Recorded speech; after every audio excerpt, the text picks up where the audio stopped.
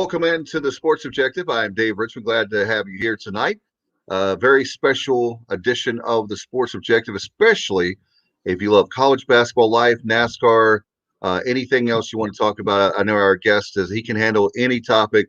So whatever you want, this is kind of like an open mic kind of situation, right, Bubba? Yeah, very excited to welcome Coach Mack back into the show. Coach, how are you? I'm great. Hope you guys are.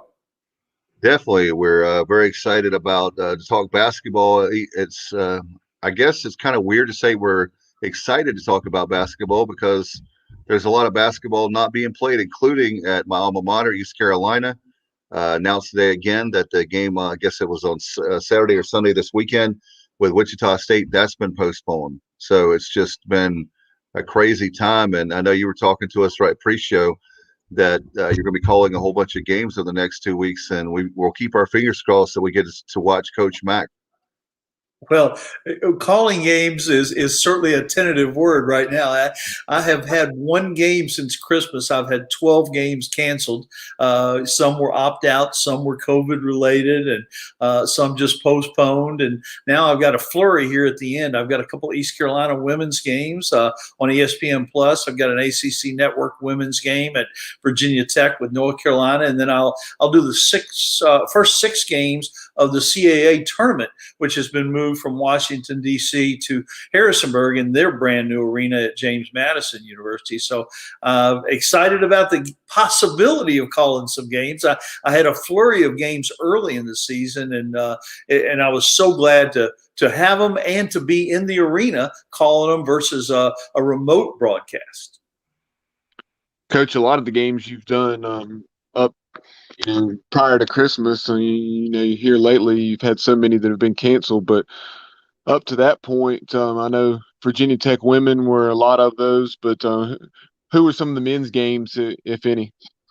I have Virginia Tech men early in some non-conference games, and of course I've still been up there and gotten to see them play some games that I wasn't doing. So they've been 2 of the teams that until this week hadn't really had any COVID pauses, but the men have finally caught up with them a little bit, and they're on pause right now, which kind of hurts their momentum. They're one of the surprise teams, I think, in the ACC, and Virginia Tech women got off to a tough start in the league, and then they bounced back now and are playing as well as anybody. And I'm really looking forward to the North Carolina game. That could be a real big game. Louisville and NC State are the best 2 teams in the ACC for the women, but Virginia Tech is making a case for being in that top tier, if you will.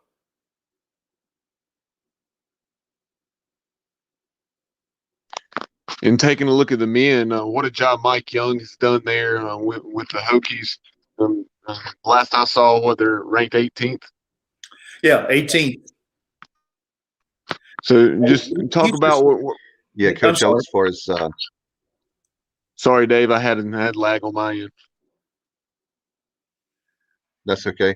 I was just going to say, Coach Mack, I was going to say, how about that recent win against UVA? That was pretty special there in Blacksburg, right? Oh gosh, yeah. It if you're a Virginia Tech fan, it really makes you wish that we weren't having the COVID situation, because Castle would have certainly been just crazy that night. And to do it the way they were doing it, Virginia came into that game playing great basketball, and Virginia Tech kind of turned the tables on them and held them scoreless for 8 or 9 minutes in the second half, and kind of blew the game open. But Mike Young, you all referenced him earlier, has done such a good job, and it's such a neat story. He's from literally the shadows of the campus there in Blacksburg, and from over in Radford, Virginia, and went to school at Emory and Henry right down 81, and had such a great run at Wofford.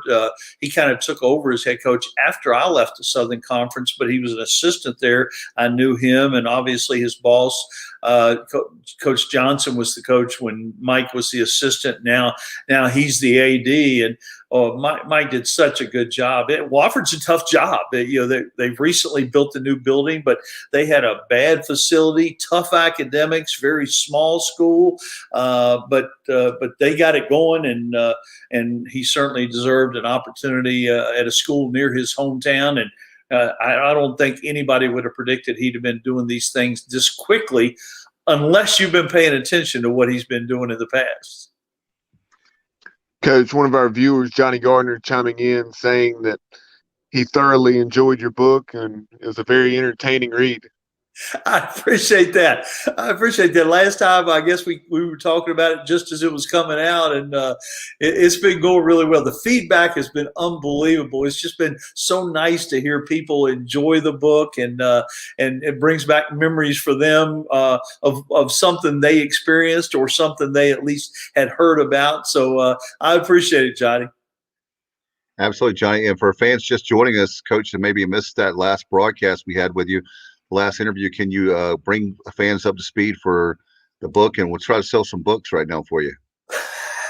Well, that's always good. Somebody said, how many did you sell? I said, more than I thought I would, but less than I hoped I would. And that kind of remains the case. But yeah, during the first part of COVID, actually last year, almost to the day, I got shut down. I was on a plane on, March the 12th. I guess, we're a couple of weeks away from that day, and about 2 or 3 weeks later, I was pretty bored already with no live sports on TV and that kind of thing. So I set about writing a book with a young lady here in town, Bethany Bradshaw, who has written several books, several ECU type books, and we went through the process, wrote the book pretty quickly, but the printing part of the book was something I had never experienced, but we got it out. It came out about Labor Day, and it's really been fun to do all the research for the book, to talk to people, and so many people have responded as they bought the book and then let me know their feedback later on. So I really appreciate you guys having me on and let me mention that last time and this time. And as far as the book is concerned, now that you've written the first one, when's the second one coming out? I know there are people watching and listening.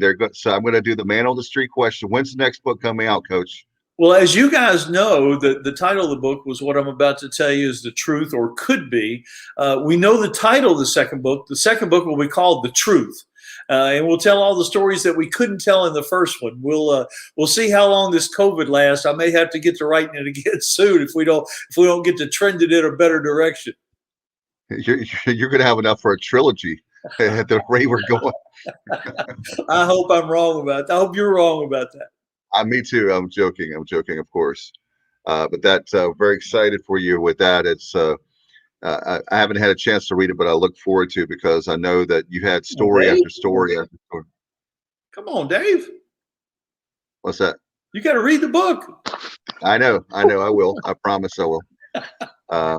That is a great thing. The what you told us was definitely last time a lot of great stories, and we'll definitely do it. Let's talk some college basketball.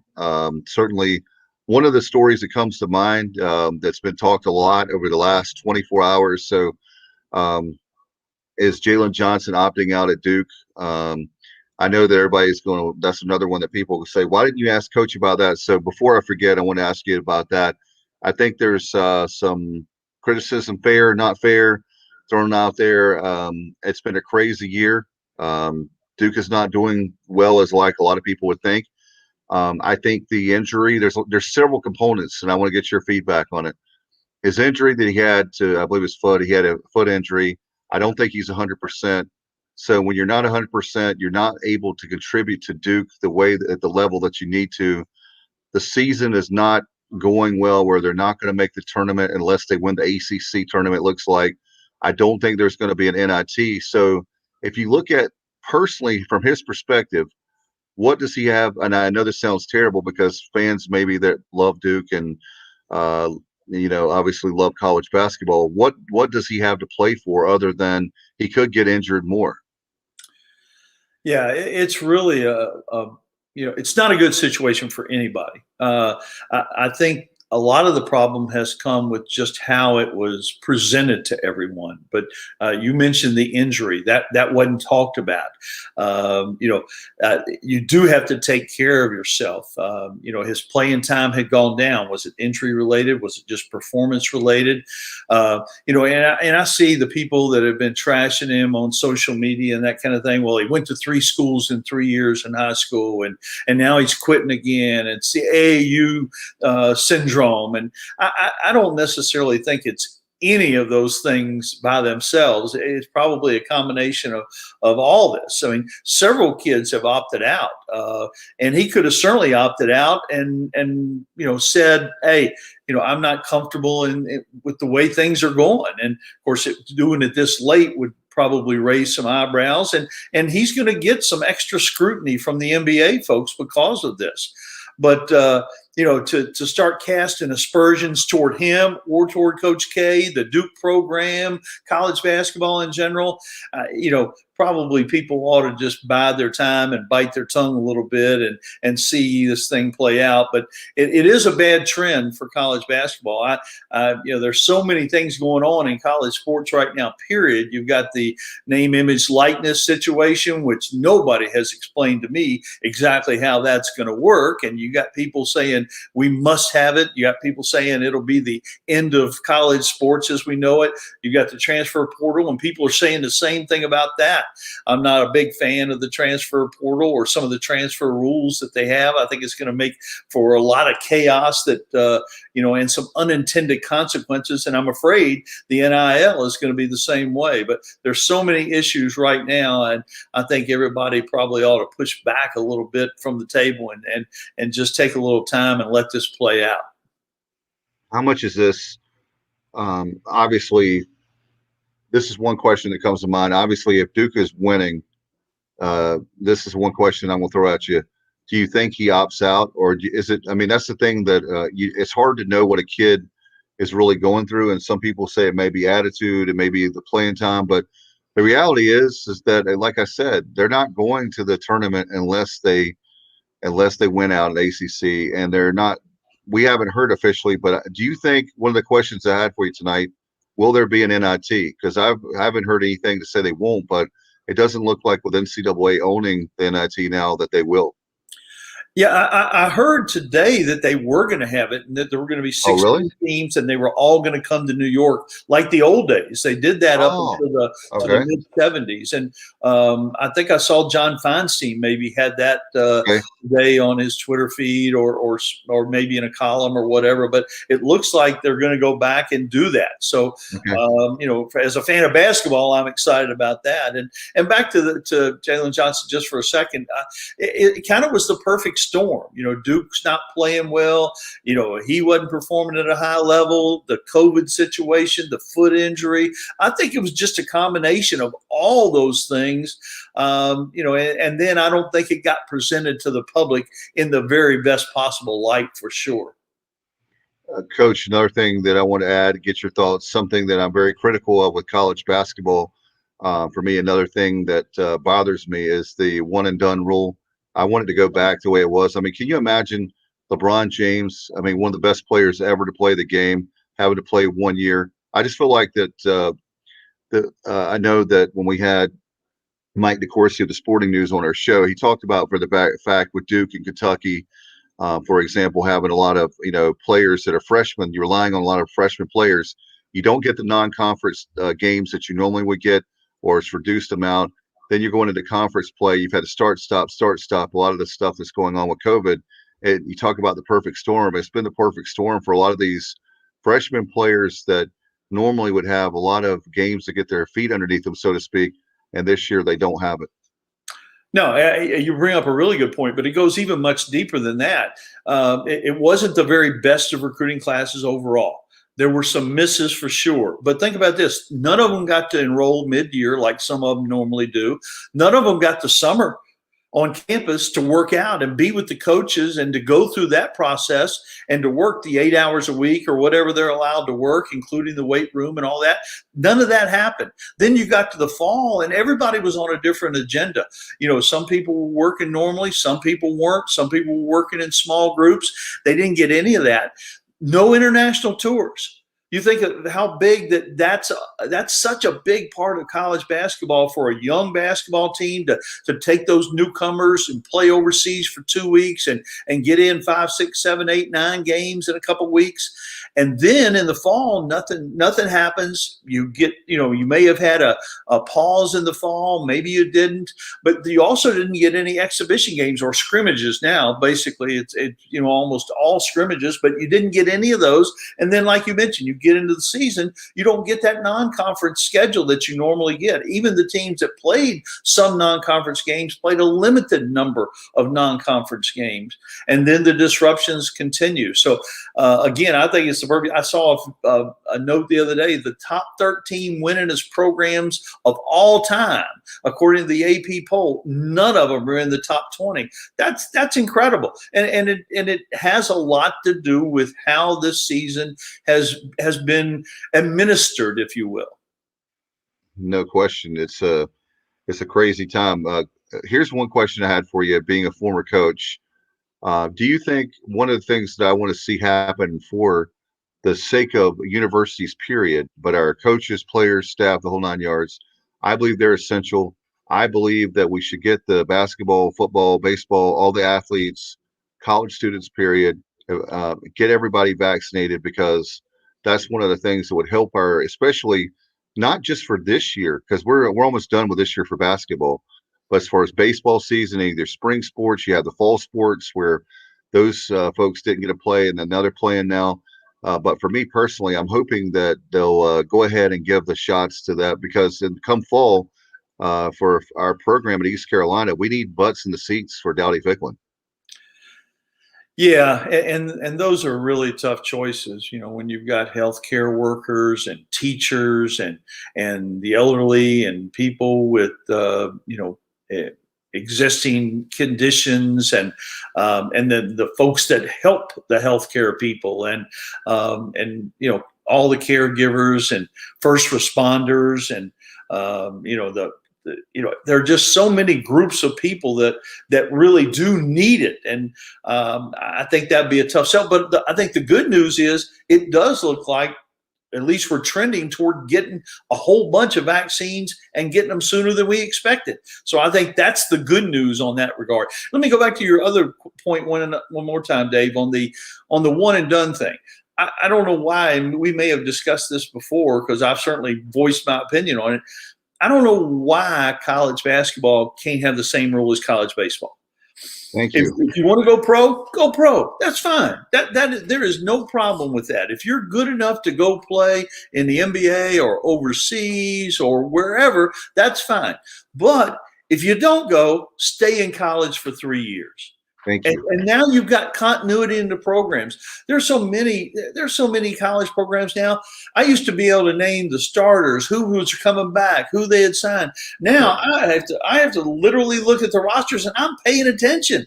And you have to still look at the roster to know who's on the team. And you lose the fans. You lose the fans without continuity over a roster. And of course, the transfer portal is going to contribute to that too.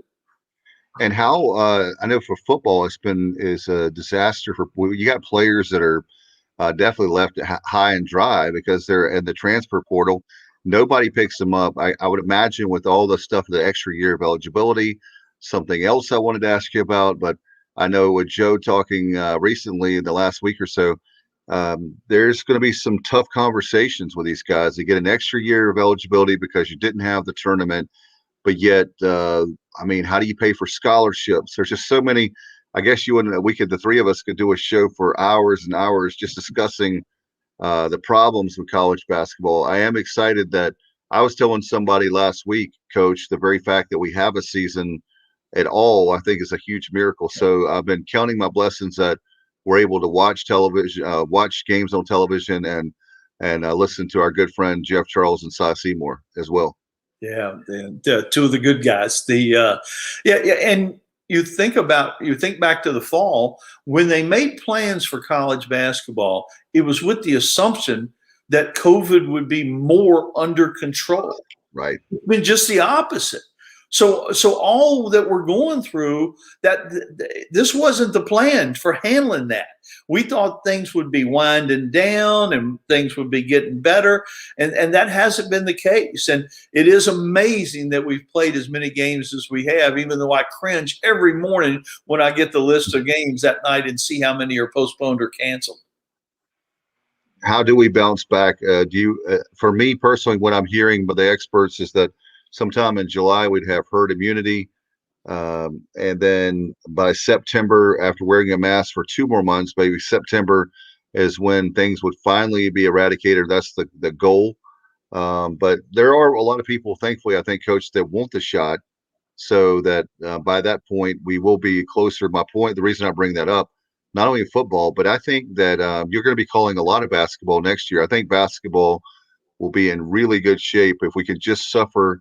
That's probably not the word, because we have people that are suffering with COVID and family members have lost. But as far as a fan perspective of an announcer's perspective, like your case, we're having a tough time this year. We've never had to deal with this before.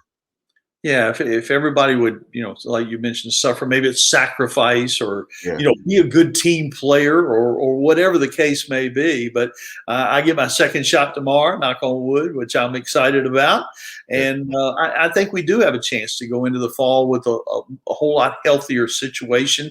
And I was looking at some numbers today, because people have been staying in, because people have been wearing masks.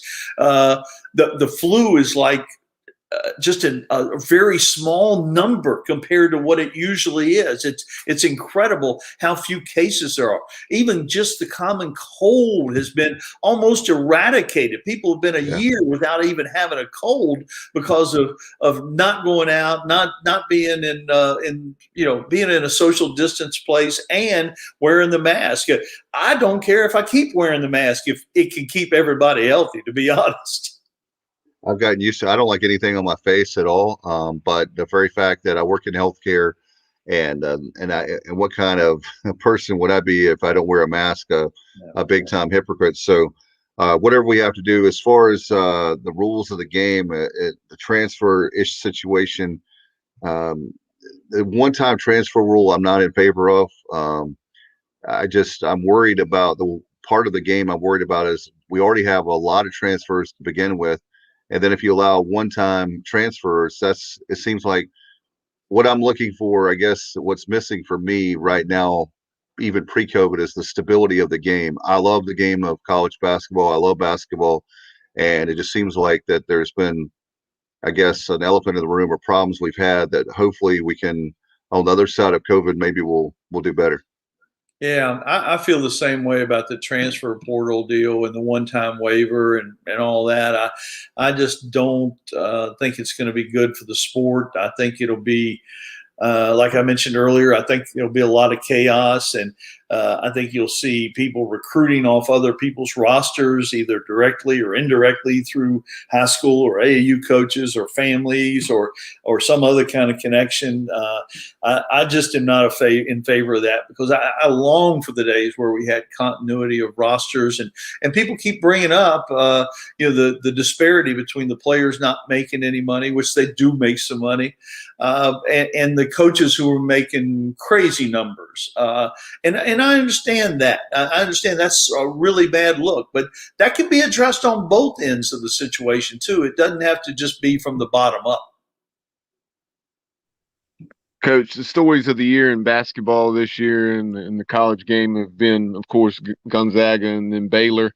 What a tremendous job Scott Drew and then Mark Few have done with those clubs. Baylor last year, and they were 26-4, and then a real contender when everything got shut down. And then, this year they're 17-0, so that's pretty crazy to think that they've won 43 out of their last 47 ball games, and there's something like 24-3 in the Big 12. So just talk about what he's done in Waco. He's obviously done a tremendous job, because he's been there 17, 18 years now, and that program was really on rough times and having gone through a lot of stuff off the court when he took over, and they've really taken it to another level the last 2 years. Yeah, considering the scandals and all that had gone on prior to Scott getting there, and even some stuff after he got there with the football program and all that, it's been amazing. I think it's all due to Fixer Upper. I think Chip and Joanna have really straightened that thing out there. But he has done an incredible job, and they've been paused. They're going to play on the 23rd. They're scheduled to play on the 23rd. That will be 21 days that they haven't played. So who knows what they'll look like. We've seen teams come back like Florida State and look like all world. We've seen teams like Clemson come back and look like they can't beat anybody. The different teams react differently to these pauses, but they sure have a lot to play for. And it's easily, in my mind, it's easily Gonzaga and Baylor and everybody else, even though there are some teams hanging around like a Michigan who was on pause, and maybe even Illinois and Ohio State. Maybe three Big Ten teams might be in that mix to see who else joins them at the Final Four. Speaking of the Big Ten, big game this weekend. Is it Saturday or Sunday? Maybe Sunday, but Michigan, Ohio State. Michigan has had to wait forever. It seems like a long time they've had. What a great job, top 5 program. And they've got a big game certainly coming up this weekend with Ohio State. Yeah, and both of them playing well. Nobody knew how Michigan was going to respond to the pause, and they came out and they didn't play well for a little while, but made a big comeback and beat a good Wisconsin team on the Wisconsin team on the road. Ohio State's an interesting team. Again, an older team. Both of these teams are older teams, which I think that's helping them handle this unusual situation. Ohio State really takes care of the ball. They get to the free throw line more than anybody in the country. They're very good offensively, and Chris Holtman's done a great job there, and they play really, really hard. Of course, Illinois, with the great player in the middle, great player on the perimeter, and what a good job, Coach has done out there too. They have turned that thing around. Illinois was a punchline for a while, and now here they are. People are talking about them being one of the teams that could make it to the Final Four. Yeah, think about that 2005 team. Of course, lost them in the title game in 2005. Was really good, and it's been a while for Illinois to be back in the conversation of one of the best in the nation, right, Coach? Yeah, for sure. Back, Coach Henson was there, and of course the Michigan with the Fab Five and all that they had going on. Of course, Ohio State has a long time history, but yeah, Illinois in particular had kind of bottomed out, and now they're back where their fans think they should be. Loyola's having a tremendous season once again, Coach. The Ramblers, and then you also have Winthrop. Obviously, folks remember longtime college basketball fans what they did under Greg Marshall. Drake started off 18-0, and they've lost at least one now. But who are some of those Cinderellas, the stories like that you could see making a run this year? Yeah, you mentioned 3 of the really good lower major teams that lower major. Who knows what you should be called, but they're some of the ones. I think there are probably a couple in the in the A10 that could be in that group. Of course, the A10, it's hard. They kind of are a power conference in basketball, but they still don't get that publicity. But St. Louis is awfully good. St. Bonaventure is awfully good. Mike Rhodes has VCU playing really good basketball. Dayton was playing better earlier in the season, but I think some of those folks could make a run. Winthrop, like you mentioned, is really doing a good job with Coach Kelsey, and Drake has had an amazing year. They lost their best player. He transferred out. Can't even remember. I think he went somewhere in the Big Ten. I'm not sure. And then before this weekend, they lost their leading scorer, and they lost the first game to Loyola, and then bounced back. I think they won the second game. I think they split on the weekend. I should have looked at that before I got on the show with you guys. Sorry. That's all right. No problem, Coach. One of the questions I had for you, as far as living in ACC country, what's going on with the ACC being down this year? That's a great question. I do think it's down. The games have been competitive. There have been some great games and some great performances, but nobody's been extremely good, and a lot of it has to do with inconsistent offense. You see North Carolina look like world beaters and then score 48 points, and Virginia, has really been good. Tony Bennett's record, and I'd be remiss if I didn't mention it, Tony Bennett's record is so much better over the last 4 years than anybody else. It's just incredible what he has done. But they have some real limitations offensively, and they can't get in a game that's going to be in the 80s, I don't think, and beat many people. But of course, they don't get in the games in the 80s very much because they do play great defense. But I think they have some serious faults. Florida State, I think, is the most talented team in the league, and when they make shots, nobody else in the league can beat them, but they don't make shots every single night. Virginia Tech has been really good. I thought they were going to be better than people thought, but when they lost Jada, the point guard transfer from Kansas State, I thought that was really going to set them back. But Mike Young has put some Band-Aids on that thing, and Keve Aluma, who transferred from Wofford with Mike Young, is one of the candidates for Player of the Year. But it is a down year in the ACC. There's no question. You can't argue about that. Even if you're an ACC fan, you can't argue that.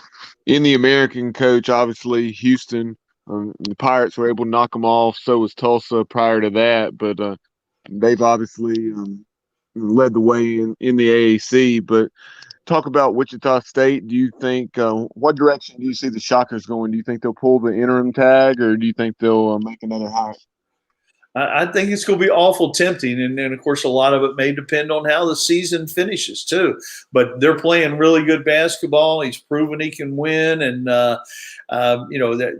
was certainly something good about the continuity of Greg Marshall and the Greg Marshall style of basketball that led them to being a nationally ranked team every single year. And can they capitalize and continue that while cleaning up what they didn't like about the Greg Marshall style of play? I think it's possible. I really do. And of course, the American, whether you talk about football or basketball, is sometimes underappreciated. I think this year they kind of got their due a little bit in football. There were so many good teams, and I'm starting to think that basketball might be the same way. Coach, as far as East Carolina is concerned, being that you've coached there, the Pirates start out like gangbusters, like 7-1, and then the whole COVID situation happens beginning of the year.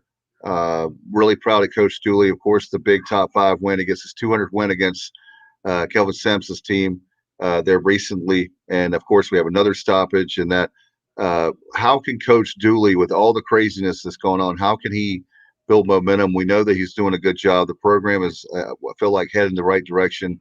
I just want to get your thoughts on how do you, I guess you're at this point, you're making lemonade, right? Yeah, and he's done an incredible job. He's got a good staff. They have hung the kids in there. They've kept the kids hanging in there. We talk about continuity of roster. They returned. They were in the top 5 of percentage of production returning from the previous season, and that's just huge. And I think that's one of the overlooked things that Joe has done is add stability to the roster. And in the meantime, you keep getting better because of that. Have they won as many games as they'd like to? No, but are they clearly headed in the right direction? I don't think anybody would argue with that. I think that's the key. Can they keep everybody and bring them back for another year when things are a little more normal? If he does that, then we'll be talking about him in the top 3rd, top 4th of this league. And how do they get, Coach, how do they get that very thing is to break it's kind of like a wall. How do you bust through the wall and get through to that next level? There's obviously went from a very difficult league as far as the guys just getting blown out every night, run off the court every night. You start to see some things even with Dooley here from the second time around 3 seasons ago. He started with guys that didn't have the talent in American, but he played hard-nosed defense. They were very competitive. They stayed in the games, but now you're starting to slowly see, like especially in the one thing I was really impressed with, Coach, want to get your thoughts on the non-conference games where you're winning, you're doing very well against them, and now you're starting to win those conference games, which, man, there were some times we go a long, long time without winning a conference game in the past. Yeah, I think there are 2 or 3 steps to this. No, and I think some of the steps have already been taken. Do they consistently play hard? You all have watched them. I think I can totally answer in the affirmative there, right? They always play hard. Second thing is, do they compete? And that's a little different than playing hard. Do they really compete? Individually and collectively, do they compete? And I think the answer there is yes. Do they have continuity on the roster? It's huge. You look at the teams that are winning right now, they're older teams. Older teams can make deep runs in the tournament because of the experience. And then the fourth piece of that is the recruiting. And I think each year you see that talent level come up. You saw Joe get bigger and longer. You saw him get more athletic. And now you're seeing him bring more skill in. And as they bring more skill in to match the size and athleticism, I think you see them take that next step that you're talking about. One of the big things that Bubba and I have been talking a lot about, Coach, last year and this year, it helped me. How can the one thing that was starting to improve and then it's been hurt a lot, maybe because of the stop starts of COVID. We can blame everything on COVID anyway. But the 3-point shooting has been something that has been really tough. Last year, we looked at the number of games that the Pirates were in. If they make a couple more 3-pointers, we win. You can make an argument about that this year. And how can you improve the 3-point shooting? I mean, is that something? Is that skill? Is it shooters? Or I mean, what? That's something that has been Achilles heel for the last 2 seasons. It feels like. Yeah, it's all about recruiting. People talk about working on free throws. You can work on free throws all you want. Go recruit some guys that can really shoot the ball. And I think you're starting to see that a little bit more. They have been, to your point, inconsistent in that. But again, I think the recruiting is the answer. And Joe Dooley is one of the very best. He's got a great staff, Steve Rockefeller and all the guys. I really think you'll see them. I think they'll address that area. Everything had to be addressed when he got here. Everything. Oh my goodness. Yeah. Yeah. Now we're just talking about getting some more shooters, right?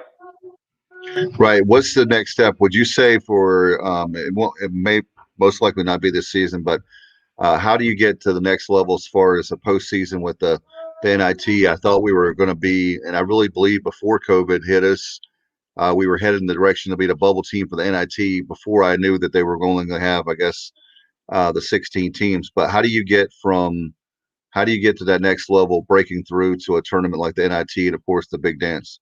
Yeah, and I think again you've seen a little bit of that from Coach Dooley and his staff. That the first couple of years they struggled to beat non-conference people that they should be beating. Then they started beating them, but it was a struggle. Now this year they pretty comfortably won those non-conference games and didn't have a lot of opportunity to do that. But establish that winning in the non-conference part of the schedule, get Minji's filled up, get the Williams Arena rocking in there for conference games. They've shown they can beat the very best team in the league. So why wouldn't that place be full every single night? And then, like we talked about, bring those shooters in and be a little bit more consistent on the offensive end and not have to rely on defense and rebound and athleticism and effort every single night to pull you through. And of course, we've gotten bigger, as you talked about, the athletic part, long and definitely athletic. And you're talking about the skills. Recruiting, if you were, what needs do you think the Pirates have now? Would it be the big man? Or what would you say that seems like we're pretty good on a lot of depth at guard? Yeah, I think the way the game is today, it's almost positionless anyway. Bigs need to be able to shoot. Guards need to be able to shoot. It's 3-point centric game, and the more good shooters you can put on the floor, the better chance you have to win. You don't want to be on offense and play it against 4-on-5 or 3-on-5 because you've got a couple guys out there who can't make shots when they're open. It makes the defense's job a whole lot easier. But the more shooters you put on the floor, the better chance you have of being a consistent offensive team night in and night out.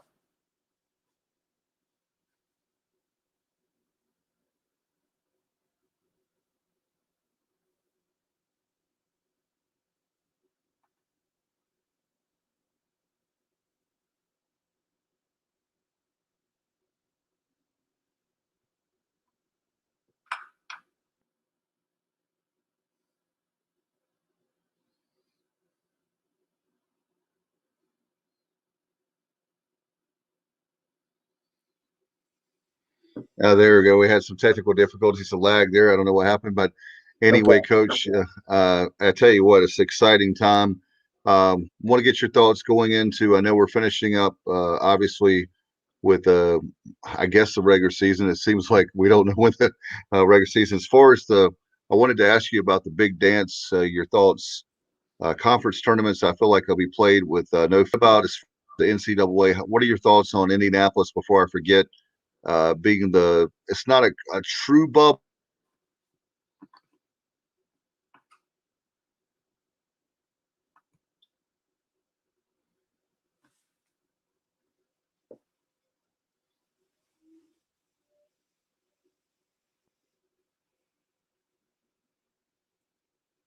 I don't know. We're having trouble, obviously, with tonight. I don't know with the internet, so to speak. We'll see what we can do with Coach Mack. We'll see if we can get him back. I'm here. Y'all were frozen.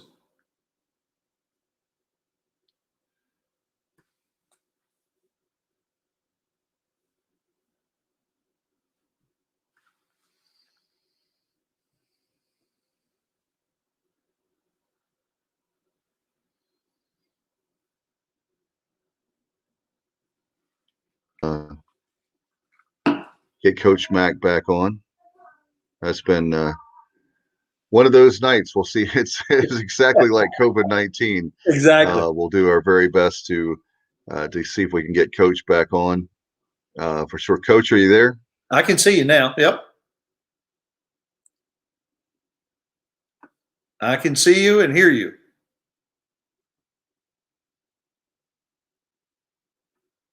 Now you're frozen again.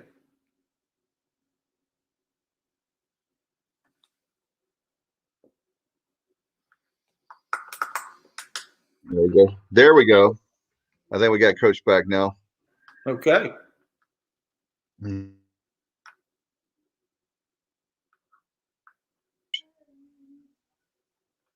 I can hear you. All right, there we go. There we go. I got you back now. I was asking you about Indianapolis. What are your thoughts on the tournament? Well, I think it's a good spot. Obviously they have a lot of venues right there in the metropolitan area. Like you mentioned, it won't be a true bubble, but it'll be as close as you can get with that many teams. So I think they've done exactly what they need to do, and I think a lot of smart people are putting this together. Dave Gavitt's son is running this thing, and I think that's probably a smart move. The part that's going to be really interesting, two things. Number one, what are we going to do with the conference tournaments? Are we going to play? Are the people going to opt out? Are they going to be allowed to opt out? Or what's going to happen with those? And the second piece of that is what happens if a team does test positive in that final 68? What are the protocols then? Is the team that they played against affected? What do you do with the brackets? Do you reseed? I've got a lot of questions. Well, one of the questions I had for you, Coach, is that very thing. Let's say what I'm interested in, and I want to get your thoughts on this. What I'm interested in, I think once you get to the Sweet 16, you can kind of move things around, and I feel like that you can make, if it's down to the final 8, final 4, you can kind of move things around as far as a day here, a day there.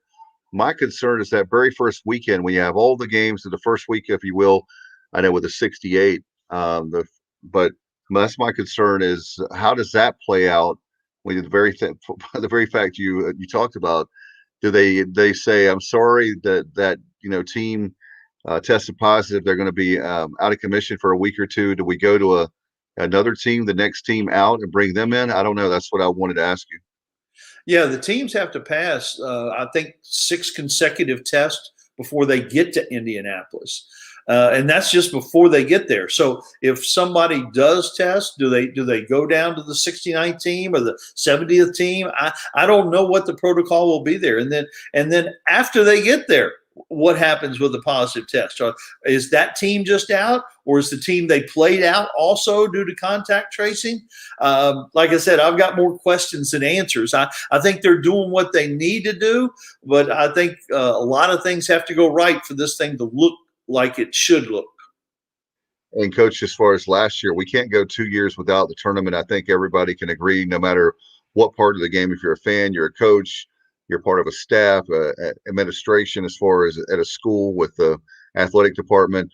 I can't imagine having 2 years. If they go 2 years without the tournament, there's going to be a lot of big problems that for as far as college sports are concerned.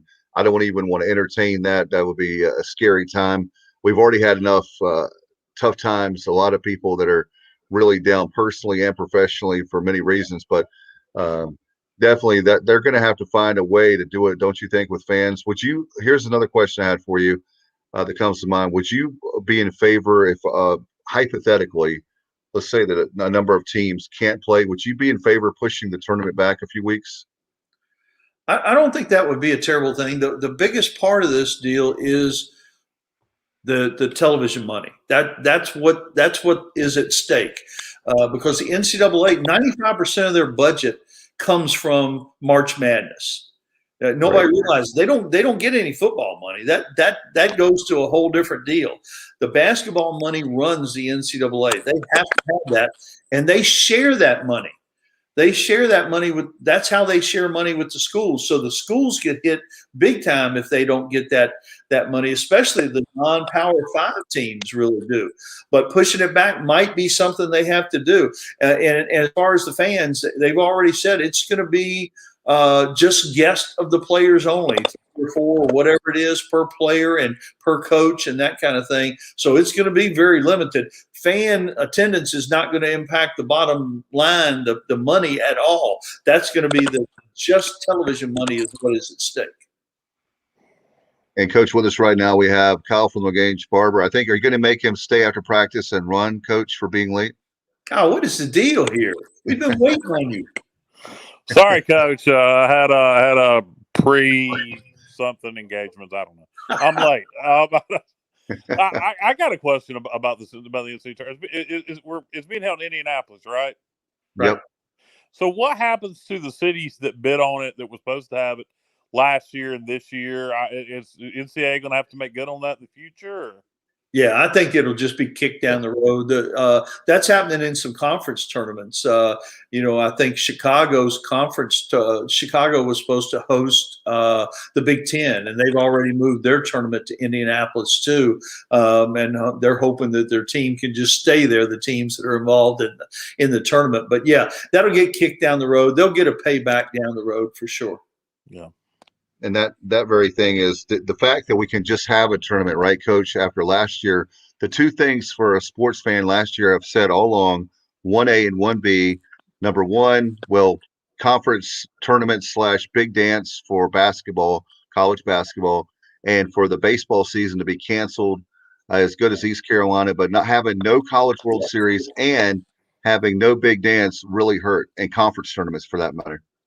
Yeah, I called a couple games in the CAA tournament before, and they got their tournament finished up. But I was literally on a plane on March the 12th headed to the Sun Belt tournament in New Orleans, and got word that everything was being canceled. And we talked our way off the plane in Raleigh and were able to come home. And on the way home, I get a call saying, hey, by the way, you shook hands with an official who had the virus, and you'll be quarantined for the next 2 weeks. And which I've been with my wife. So now we're both quarantined. That's how we kicked off this COVID thing. But yeah, it had a big impact on us right away. But it was so dramatic in that if it occurred at a different time, it would have been quite as dramatic. But right before conference at March Madness, it got everybody's attention and said, whoa, this is something very, very serious. Mike, you said you shook hands with an official that had the virus. Obviously, we're hard to believe about a year out. We're COVID's old hat now. We all, you found out somebody had it, you ain't that scared anymore because, the virus seems to not be as deadly at this point as it was early on. But early on, you heard about people getting it, like country artist Joe Diffie got it and died. And if people were dropping off like flies, it seemed like most people that were getting it were dying. How scared were you when, early on when you found out you came in contact with it?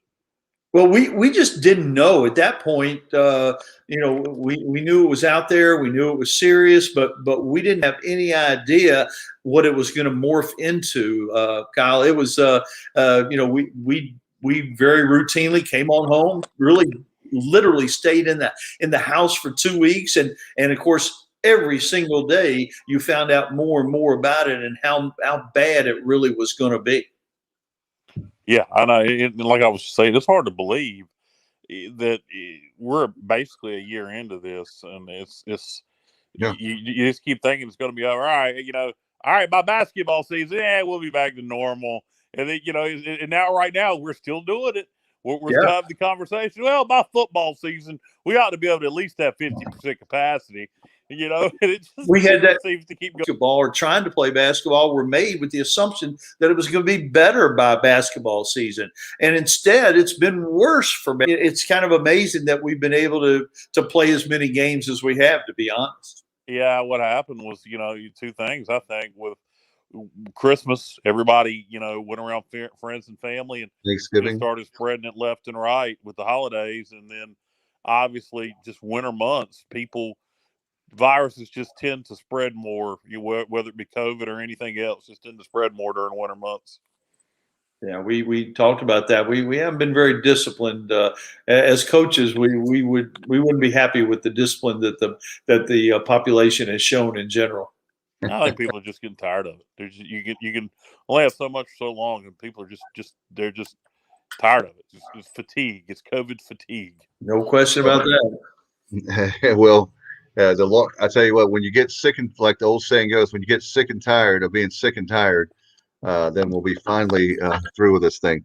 Coach, I want to remind fans again, they're just joining us about your book, because I am going to read it. That's my homework. I'll read it before the next time we have you on. We'll have you on, obviously, coming up in the next month or so, hopefully when we can have conference tournaments and of the like, and definitely with the big dance. But remind fans about your book again with you and Bethany Bratcher. That's you got a great lady that helped you out.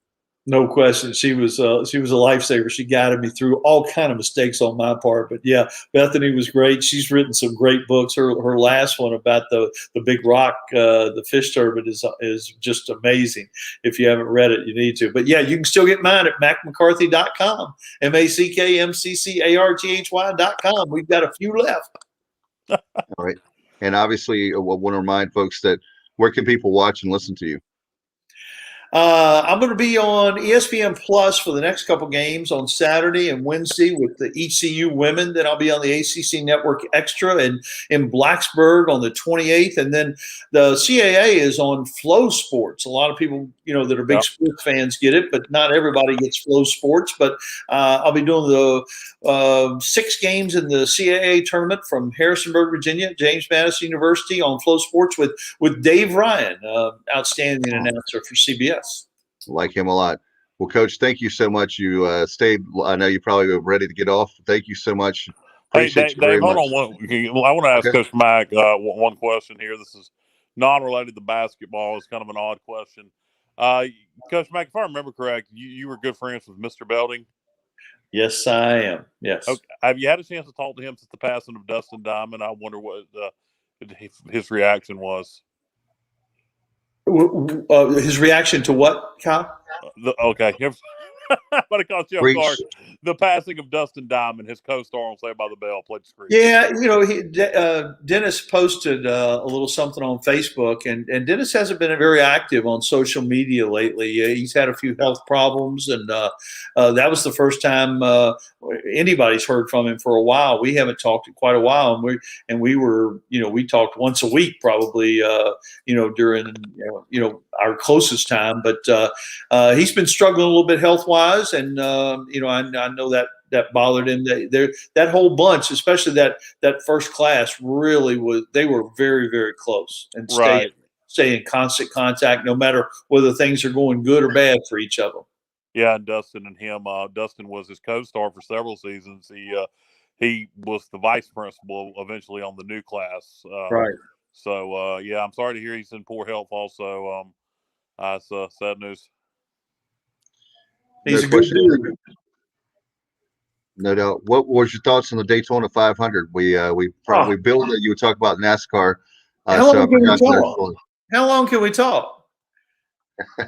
There were 5 million possible great stories to come out of that weekend. You could have had the Bubba Wallace, Michael Jordan. You could have had the Pitbull, Daniel Suarez thing. You could have had Bowman in the 48, which hadn't won. You could have had you had Truex winning 3 in a row. But Michael McDowell, you could have had the Wood brothers winning their 100th with Nat DiBenedetto. That would have been a great one.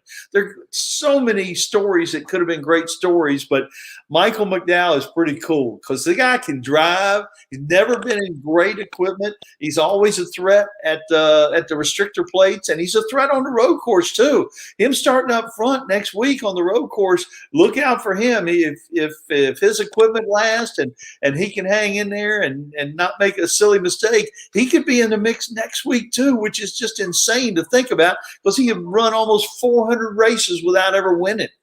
Yeah, I told somebody, I said, what a babyface story, to use a wrestling term. Hadn't won a race. You've been running NASCAR on and off since 08. 14 years, close to 400 races. Wins his first race at Daytona. Gets out of the car, goes and gets the checkered flag, has the American flag on his helmet. I mean, he immediately got a lot of fans just by doing that in today's age. Having the flag on his helmet, he won a lot of people over. He can go fast. He's a really nice Christian young man. He's got the whole package. He'll become a whole lot more popular. Matt DiBenedetto kind of went through that the last couple of years, but McDowell, I think I think he's about to get a whole lot of fans too. Yep. All right. Well, Coach, we know you have a lot of fans as well. Thank you so much. Appreciate you for coming on. A lot of fun as always, and we look forward to having you back on in a few weeks to talk some more basketball. I love doing it. Thank you guys very much. Thank you, Coach. Hope you have a good night. All right. That's Coach Mack McCarthy. Appreciate him as always for being on the show. And now it's down to me and Kyle. Kyle, brother, appreciate you very much for coming in. And definitely to me, I was excited. We had Coach Houston on. Remember that? And he was talking about and he was talking about obviously having the recruitment coordinator. Do you remember that? And certainly with player personnel. Sure. And Derek Miller named ECU Director of Football Player Personnel and Recruiting. And sounds like Coach Houston got another great hire. What did you think? I haven't had a chance to see that, Dave. I've been busy all afternoon. It's the reason why I'm late coming up to the podcast. What's his background? Well, he's put together a lot of great recruiting classes, including at LSU. There's some stops there. I know I remember reading that, but that comes to mind. But if you get a chance, check it out because I'm really proud of Coach Houston. And had JP Gunner, that's fantastic. But now having a great hire, I believe, Derek Miller. And certainly we were disappointed. We talked about at the top of the show, Kyle, that East Carolina has to postpone another game, the Wichita State game this weekend. So we've got another game because of COVID that we've lost. Yeah, I did see that. At this point, I'm wondering, do you just get ready for the conference tournament? I mean, I don't know what to do at this point. That's a shame. The second half of this basketball season has been a disaster, with the exception of that Houston game. So it's disappointing, but hopefully we can get healthy in time for the conference tournament, at least, if not before. And this is out of hand. At some point, Dave, there ain't that many players on the damn basketball team. At some point, everybody's got to. Kyle's coming off the bench. Kyle Barber, ladies and gentlemen. No, I'm saying, what I'm saying, you would think it would have ran through the damn team by now. I mean, my goodness. I mean, you think everybody would have had it, but it's irritating, but it's just the way things have kind of gone all basketball season. Hopefully the baseball team, we're still playing baseball Friday, right? That hasn't changed, has it? Yes, we are. And by the way, Bubba's actually going to talk to head coach where you are. And then we're having on Thursday, we'll have Thursday, we've got a really cool show. We're going to have, obviously, you'll have from the University of Rhode Island head coach. We'll have Thursday morning, late morning, we'll have Coach Cliff Godwin, Matt Bridges, Seth Goodell. We'll have their comments, and we're going to have a big show on Thursday. By the way, folks, I want to remind you that we had a great 23 Jungle Tales today with Coach Tommy Eason. He's the current head coach at Pitt Community College. Go back and listen to that. Yeah, And, unfortunately, I missed that, Dave. I wanted to take part. I actually, lived right up the road from some of his relatives yep. here in Greene County. I believe Tommy. I believe he may have grown up in Jason. I know he went to Greene Central. Don't quote me on that, but if he didn't grow up in the community of Jason, in between Snow Hill and LaGrange, it wasn't far from it. So would have liked to have taken part, but unfortunately, I couldn't. And as we have up on the screen, thank you very much, Bubba Rosenbaum, producing behind the scenes. Thursday show, we'll have head coach Rafael Serrato, Cliff Godwin, senior reliever Matt Bridges, and catcher Seth Goodell. And that'll be getting you ready for this weekend as the Pirates have a homestand. Finally, college baseball is here. So thank you very much, Bubba. And what debuts? And what debuts? Sunday, Dave. On Sunday? I'm guessing it's on Sunday. Maybe it's on Saturday. Yeah, I'm drawing a blank. Help me out. I mean, extra innings. Yeah, we talked about that. I thought you were talking about ECU related. I was trying to figure. Yes, Sunday, next level. That is ECU related, Dave. I know, but I'm talking about. I thought you meant that there was something else in addition, not our show. Extra innings with Corey Glora. We'll have him, and it's extra innings brought to you by Next Level Training Center on Wimbledon Drive. And Trent Brett, we're going to see if we can get him on Thursday. By the way, fans, pgxgloves.com. They're a great sponsor for 23 Jungle Tales. So much going on right now. And we'll see if we can our D1 preview. Go back and listen to that for the state of North Carolina. And Dave, are you going to take your training to the next level? I will. I'll definitely will. I'm getting the cage. Baby. Level up. All right. Well, let's do it. Thanks very much to Coach Mack McCarthy. Appreciate him very much. Thank you, Kyle. Thank you, Bubba. Appreciate it very much. David, before you sign off, did we? You mean I missed the whole beginning of the show? Did we touch on the transfer from Temple? No, we have not. We have not talked. If you want to do that real quick, and then we'll get out of here. Tight end from Temple. Forgive me, I should know his name. He went to North Lenoir, right up the road from me. He is coming. Wow. Yeah, tight end. Oh, you didn't know about that, Dave? Yeah, tight end. I haven't heard that yet. Yeah. He played in. I can't remember how many games he played in Temple. I'm doing it. Bubba, are you producing? Help me out. His name, but he played at North Lenoir. He was at Temple the last couple years. Aaron Jarman. Yes, he is a sophomore, but is set to graduate as a sophomore this spring. And so I guess he'll technically come in here as a grad transfer.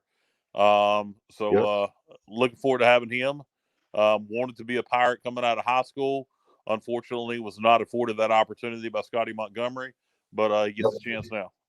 3 years that tight to play. End room is loaded. It is loaded all of a sudden. I'm happy about that. I love that position, and we're finally bringing back, thanks to Coach Houston, will help us in the running game and other offensive weapons. So good to hear that. All right. Well, good to have him, a local kid coming back and playing in Dowdy-Ficklin. A dream come true to play in Dowdy-Ficklin, he said. So that'll be fantastic. All right. Again, for Coach Mack, Bubba Rosenbaum on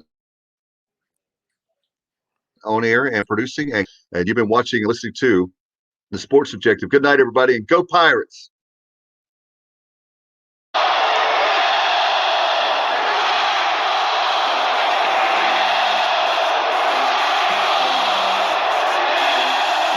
Put your crossbones up if you're a pirate. Let the other team know we got them surrounded. Put your crossbones up and lean side to side. Set the tone with your pirate pride. Put your crossbones up for your pirates. Take no business, throw them out the water. Put your crossbones up and lean side to side. Set the tone with your pirate pride. Put your crossbones up if you're a pirate. Let the other team know we got them surrounded.